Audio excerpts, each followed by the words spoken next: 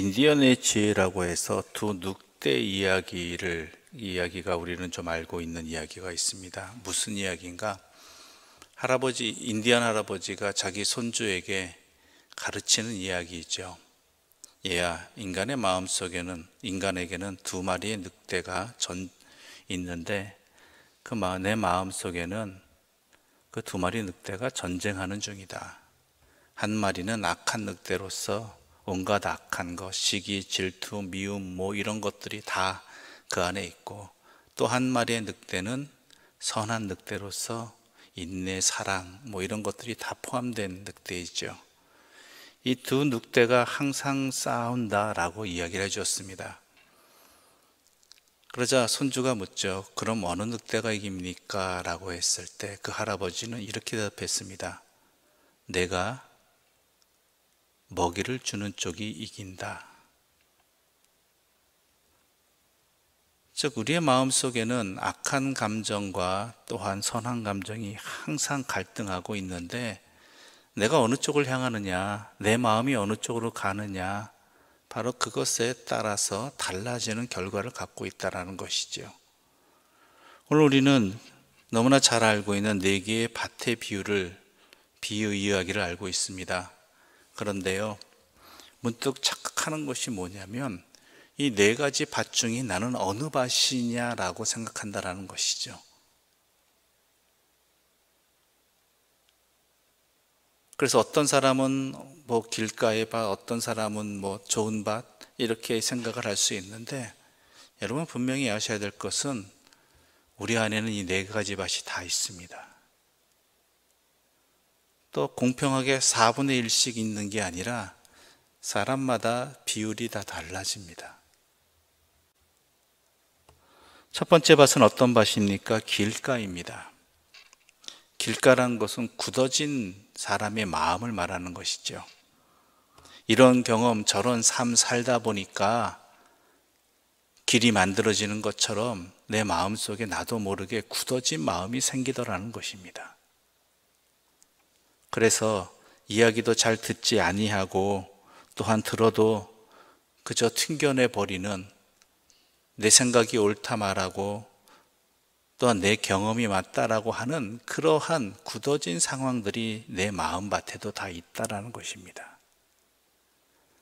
저도 그렇고 아마 여러분도 다 있으실 겁니다. 또한 흙이 얕은 돌밭이 나옵니다. 흙이 얕은 돌밭은 무엇이겠습니까? 자기를 희생하지 않는 것을 말합니다. 뿌리가 내리지 못하는 것입니다. 함께 공존해야 됨에도 불구하고 반드시 있어야 하는 햇빛도 감당하지 못하는 옅고 연약한 마음, 바로 그런 것이 우리에게 있는 것이지요. 작은 시험에도 견디지 못하는 마음을 말하는 것입니다. 우리가 그렇잖아요. 하나님의 은혜의 말씀을 들었는데 누군가에게 한마디 말을, 기분 나쁜 표정이나 말만 들어도 그 순간 그 이전에 받았던 좋은 기분, 은혜, 이런 것들이 싹 날아가 버립니다. 그렇죠? 그리고 한탄하잖아요. 기껏 은혜 받아놓고 이게 뭔 꼴이냐라는 것이죠. 기분 좋게 살아가다가도 어느 순간에 어떤 자그마한 찰나의 어떤 한 포인트가, 순간이 우리 이전의 모든 것들을 다 날아가게 해버리는 것들이 있습니다. 어제도 경험하셨을 것이고 그제도 경험하셨을 것이고, 기억엔 지워졌을지 모르겠지만 또 기억에도 남는 그런 상황들이 있다는 것이죠.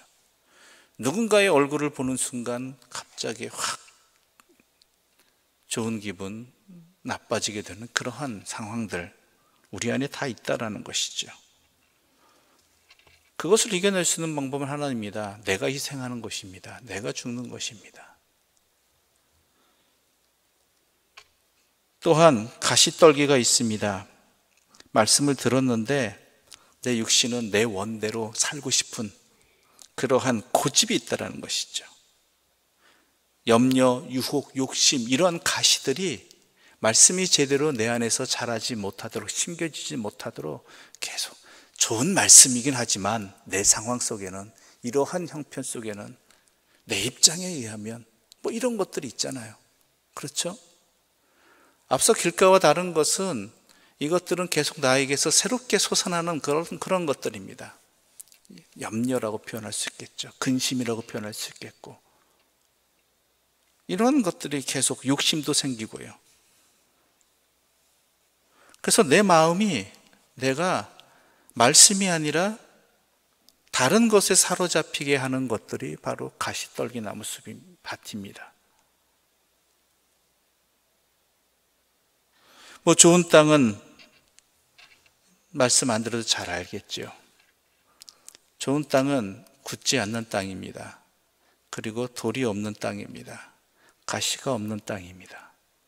더 중요한 건 뭔지 아십니까? 갈아엎은 땅입니다. 아무리 좋은 땅이라 할지라도 농사를 조금 저어보신 분은 아시겠지만 가만 내버려 두면 그 위에는 잡초가 엄청 자랍니다. 또한 좋은 씨앗을 심기 위해서는 내 마음의 밭을 부드럽게 갈아엎어야 됩니다. 안 그러면 굳어져 버리거든요.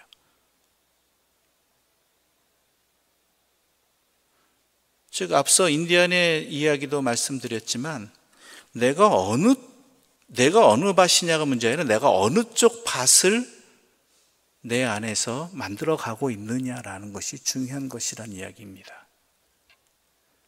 날마다 내 마음의 밭을 좋은 땅으로 갈아엎고 있느냐, 내 자신을, 내 삶을,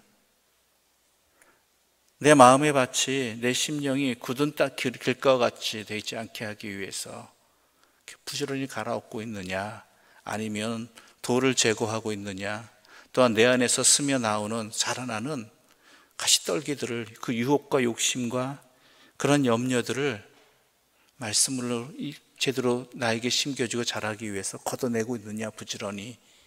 그것에 따라서 내가 좋은 땅을 만들어 가고 있느냐, 아니면 잡초가 우거진 그러한 말씀이 자라나지 않는 땅을 만들어 가고 있느냐가 달라지게 된다라는 것이죠. 이건 우리 평생에 계속 주의해야 될, 살펴야 될 이야기입니다. 누구나 다 이 네 가지 밭은 있기 마련이고 어느 밭이 더 많느냐가 문제가 되는 것이지요. 그래서 우리가 말씀을 들어야 되는 것이고, 또한 그 말씀 앞에서 먼저 내 자신을 살펴야 되는 것이고, 그리고 그 말씀으로 또한 내 자신을 갈아엎는, 변화되어지는 그러한 모든 순간들이 있어야 한다라는 것이죠. 그런데 사람의 마음이 참 그렇습니다. 그냥 못 받아들이고 힘든 것을 인정하면 좋은데, 그렇지 않은 경우에, 만약에 그것이 힘들 경우 마치 이것이 자기를 합리화시키는 그런 어리석음도 있다라는 것이죠. 그래서 마치 그 말씀이 나에게 맞지 않는 것이냐, 나하고는 상관없는 것이냐, 때로는 무시함으로써 진리의 빛이 나에게 비춰와도 그것을 제대로 받아들이지 않는 경우가 있다라는 것이죠. 등불의 비유가 그래서 우리에게 다가오는 것입니다. 등불의 비유가 왜 있습니까? 빛이 비추었는데 드러나는 어둠이 있다라는 거예요. 그리고 또 뭐가 있죠? 더러운 것이 드러난다는 것이죠. 말씀의 빛이 비췄을 때. 그러면 나도 모르게 방어 기제가 발동합니다. 보고도 못 본 척, 때로는 어떻게 해요? 자신의 잘못을 은폐하기도 한다라는 것이죠. 때로는 오히려 그 진리의 말씀이 잘못된 것이라고, 세상을 몰라서 하는, 내 형편을 몰라서 하는 이야기라고 호도해 버린다는 것이죠. 거기에 대해서 우리 주님이 말씀하신 게 그래서 이렇습니다. 23절 말씀 우리 함께 읽어볼까요? 23절입니다. 함께 읽겠습니다. 들을 귀 있는 자는 들으라. 또 24절 말씀 함께 읽어볼까요? 또 이르시되 너희가 무엇을 듣는가 스스로 삼가라. 너희의 헤아리는 그 헤아림으로 너희가 헤아림을 받을 것이며 더 받으리니. 들을 귀 있는 자는 들으라고, 또 무엇을 듣는가 스스로 삼가하라고. 너희가 헤아리는 그 헤아림은 너희가 헤아림을 받고, 또한 있는 자는 더 받게 되고 없는 자는 그 있는 것까지도 빼앗게 되리라. 무슨 얘기입니까? 제대로 좀 열심히 들으라는 거예요. 이런 핑계 저런 핑계 대지 말고, 이런 이유 대지 말고 주의 깊게 들어서 그것이 나의 자신을 바꿔 나갈 수 있는, 고쳐 나갈 수 있는, 더 나아가서 등불로 인해서 어찌 보면 부끄러운, 드러나지 않고 싶은 내 안의 더러움이나 또한 추함을, 잘못을 고쳐 나갈 수 있는 기회로 삼고, 또한 그 말씀에 시험 들지 말고 그 말씀을 받아서 자신을 이렇게 바꿔 나갈 때 있는 자는 더 은혜를 받게 되는 것이고, 그렇지 못한 자는 그 이전에 받았던 은혜들도 다 어떻게 돼요? 빼앗기리라는 것이죠.